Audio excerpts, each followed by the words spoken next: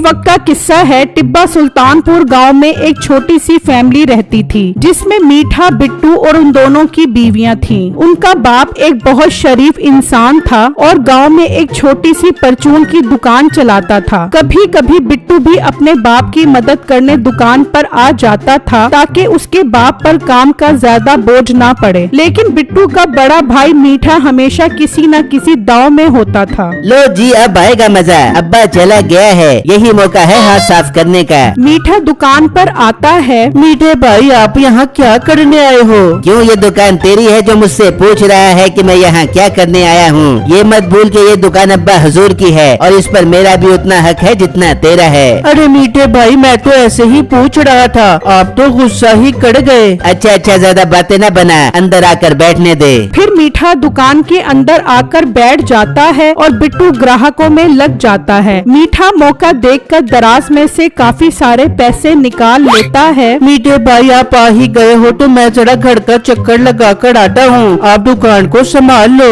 नहीं, कोई जरूरत नहीं है। एक तो तुझसे मेरा सुकून से बैठना ही बर्दाश्त नहीं होता। मैं जा रहा हूँ, तू कोई मुझ पर इल्जाम ही न लगा दे। भलाई का तो भाई जमाना ही नहीं है। मीठा वो पैसे लेकर वहाँ से चला जाता है और उन पैसों का बहुत सारा सामान लेकर घर आता है। ले बेगम, ये बहुत सारा सामान मैं तेरे लिए लेकर आया हूँ। आज रात में अच्छी सी मूवी देखेंगे और ये सारा सामान रगड़ेंगे। आई लव यू मीठे, तू मेरा कितना ख्याल रखता है। मेरे खाने पीने के लिए कितनी अच्छी चीजें लेके आता है। पर मीठे की बात तो बता, तेरे पास ये पैसे कहाँ से आए? अरे बेगम, जब अब्बा दुकान से गया तो मैं दुकान में चला गया और अब्बे की दराज से सारे पैसे निकाल लिए। अब्बू जी की दराज? मीठे तो पागल तो नहीं हो गया? वो दराज तेरी है, तू उस दुकान का मालिक है। भर भर की दुकान से पैसे निकाल कर बीबियो। फिर जब अगला दिन निकलता है तो उसका बाप दुकान पर आ जाता है और जब वो हिसाब करने के लिए पैसे देखता है तो हैरान रह जाता है कि काफी सारे पैसे कम हैं। ये पैसे इतने कम क्यों हो गए? हालांकि कल तो सेल भी बहुत ज्यादा हुई थी। मेरे जाने के बाद तो बिट्टू दुकान पर था, इसका मतलब बिट्टू ने पैसे चुराए हैं। वो गुस्से में दुकान से निकलता है और घर आ जाता है। बिट्टू, दराज में बहुत सारे पैसे कम है, मुझे जल्दी बताओ पैसे कहाँ हैं? अब्बू जान, ये आप क्या बात कर रहे हो? मुझे पैसों का नहीं पता, बल्कि कल जितनी सेल हुई थी मैंने सारे पैसे दराज में रख दिए थे। झूठ मत बोल बिट्टू, तू ही कल दुकान पर था, मुझे सारे पैसे वापस कर। अब्बू जान, मेरा यकीन करो,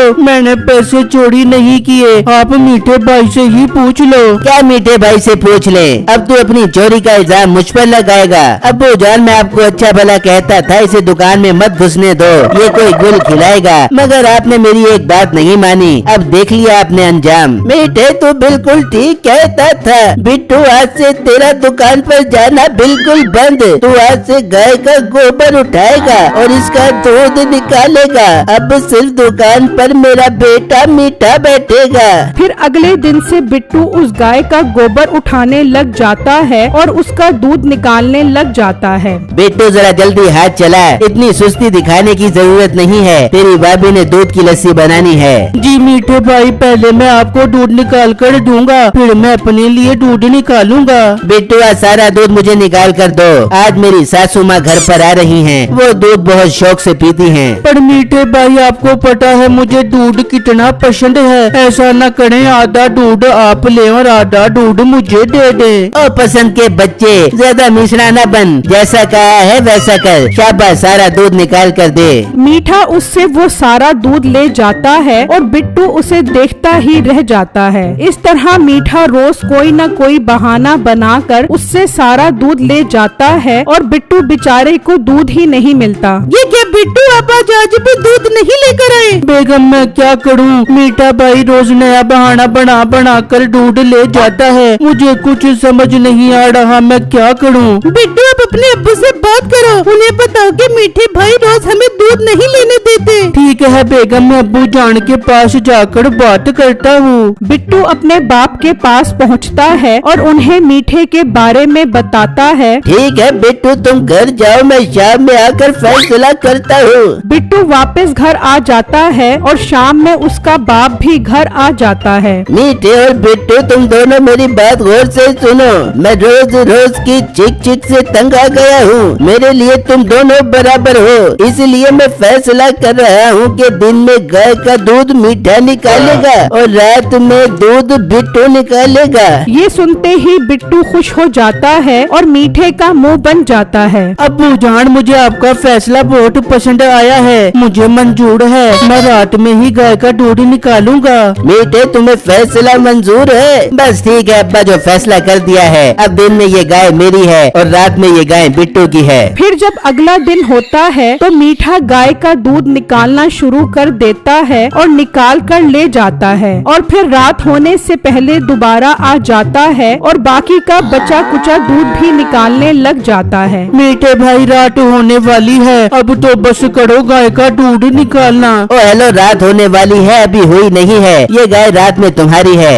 मीठा आखिरी कतरे तक उस गाय का सारा दूध निकाल लेता है, यहाँ तक कि उस गाय में बिल्कुल दूध नहीं रहता। मीठा वो दूध लेकर चला जाता है और जब बिट्टू दूध निकालने की कोशिश करता है तो एक कतरा भी नहीं निकलता, यहाँ तक कि सुबह हो जाती है। ओए मोटे, चल उठ, दिन निकल आया है, अब ये गाय मेरी है। पर मीठे भाई, आपने दिन में सारा दूध निकाल लिया है, मेरे हिस्से में तो एक कचड़ा भी नहीं आया। तो इसमें मेरा क्या कसूर है? दिन में ये गाय मेरी है, मैं जो मर्जी करूं। फिर मीठा रोज इस तरह ही करता है। वो दिन में गाय का सारा दूध निकाल लेता और बिट्टू के हिस्से में बिल्कुल भी दूध ना आता। अब बिट्टू बहुत तंग आ चुका होता है। बेगम, मीठे भाई ने रोज का तमाशा बना लिया है। वो रोज दिन में भर भर के दूध निकाल लेते हैं और फिर रात में मेरे लिए बिल्कुल भी दूध नहीं बचता। बिट्टू, दफा करो, हम ये घर ही छोड़कर चले जाते हैं। क्या फायदा इसी जिंदगी का? नहीं बेगम, मैं हार नहीं मानने वाला। ये अगर सीधी उंगली से ना निकले तो उंगली टेढ़ी करनी पड़ती है। ये ऐसे बाज नहीं आएगा। अब मुझे इसकी असलियत सबके सामने लानी होगी। फिर जब अगला दिन होता है तो मीठा अपनी दुकान पर चला जाता है और अपने बाप को कहता है कि आप घर जाओ, मैं दुकान संभाल लेता हूँ। उसका बाप घर चला जाता है और मीठा दुकान में आकर वहाँ से काफी सारे पैसे निकाल लेता है और जब बिट्टू का बाप घर आता है तो बिट्टू उसे रोककर सारी बातें बताता है। झूठ मत बोलो, उस दिन मीठा घर पर था। नहीं अब्बू जान, वो उस दिन दुकान पर आए थे, मैं तो ग्राहकों में लगा था, उन्होंने ही दराज से पैसे निकाल लिए थे। नहीं मीठा, ऐसा नहीं कर सकता, उसे क्या जरूरत है चोरी करने की? ये कहकर उसका बाप वहाँ से चला जाता है और फिर जब अगला दिन निकलता है तो वो दुकान पर आकर दराज देखता है तो उसमें काफी सारे पैसे कम होते हैं। उसे अब बिट्टू की बात पर थोड़ा थोड़ा यकीन आने लगता है। इसका मतलब बिट्टू ठीक कह रहा है, कहीं ये मीठा ही तो पैसे नहीं चोरी कर रहा। मुझे खुद इस मामले की तह तक जाना पड़ेगा। फिर शाम में उनका बाप घर आता है तो देखता है कि मीठा दूध निकाल रहा है। मीठे भाई खुदाड़ा, अब तो बस करो, इतने दिनों से आपने मुझे दूध ही नहीं लेने दिया, सारा दूध निकाल लेते हो। रात में गाय फिर एक कचड़ा भी दूध का नहीं देती। तो मोटे, मैं क्या करूं? तूने सुना नहीं था अब्बू जान ने क्या कहा था कि ये गाय दिन में मेरी है, मैं इसको काटूं मारूं या इसका सारा दूध निकालूं, मेरी मर्जी। फिर मीठा सारा दूध निकाल कर चला जाता है और बिट्टू दूध निकालने की कोशिश करने लग जाता है, लेकिन दूध ही नहीं निकलता। बेटा ना दूध निकाल, दूध नहीं निकलेगा। हाँ अब्बू जान, मीठा भाई सारा दूध निकाल गए हैं। मैंने तो बहुत दिनों से दूध भी नहीं पिया, वो उसके थनों में दूध ही नहीं छोड़ते। बेटा मुझे सब पता लग गया है, तू परेशान ना हो, मैं बस कल उसे रंगे हाथों पकड़ना चाहता हूँ। फिर अगले दिन बिट्टू और उसका बाप छुपकर मीठे को देखते हैं। वो दराज में से बहुत सारे पैसे निकाल लेता है। फिर उसका बाप दुकान पर आता है तो मीठा उसे देखकर डर जाता है। अरे मर गया अब्बा, कहाँ से आ गया?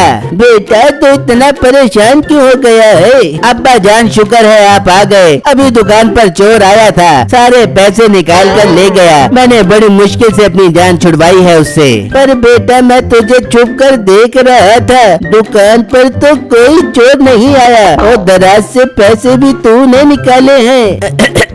वो अब्बा थोड़े पैसों की जरूरत थी, इसीलिए मैंने पैसे निकाले थे।